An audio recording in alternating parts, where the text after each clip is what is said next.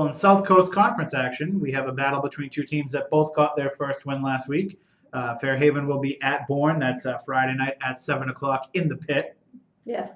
And not always a good time trying to go to the pit. It's a great field and a great experience, but it's just hard to get in and out of. And you said it's usually a lot colder there too, right? It's always colder. You're right on the canal, and you're like below ground. It's it's like kind of weird. It's like down a hill and like a hill on the other side. So that's where you spend your Thanksgiving morning every other year. Every other year I'm there for Thanksgiving and it's whoever's going to that game, be aware. I don't think a Bourne game has ever started at the time that it's supposed to start. So if that's a 7 o'clock game, it's probably going to start at 6:45. Oh, it starts. It happens every Thanksgiving. Wow. It'll be a 10 o'clock game. I'll go there. It'll already be halfway through the first quarter. Wow. Yeah. So whoever's covering this game, we need to get there early. And fans too, as well. And if he's still there, they have the most imitable PA announcer out of anywhere in the local area.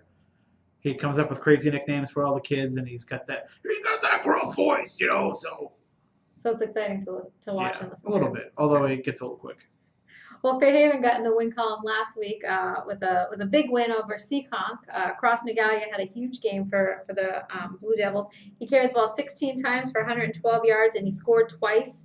Cam Charette helped provide a balanced scoring attack. He had one touchdown pass to Noah Furtado, and he completed 6 passes for 97 yards.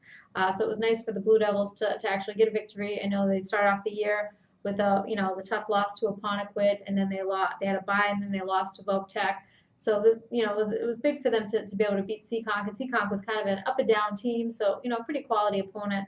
And Bourne is actually coming off their first win of the season over Case, and in that game. They had just, like, in their first 2 games of the year, Bourne had just scored 14 combined points against Case, 36 points they put on the board. So that was pretty good for the Canalmen. Elijah Diaz, he scored 2 times. He had 128 yards on the ground to lead the Canalmen in that game. And it actually sounded like a pretty exciting game from what I've read. Case. It sounded like exciting. It was a little back. Apologies for the sirens.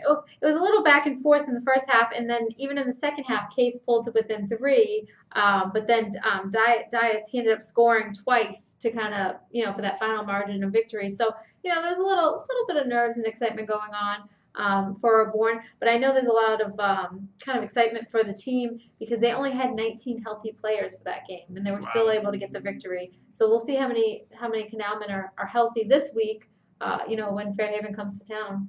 All right, and that'll be Friday at 7 o'clock in Bourne.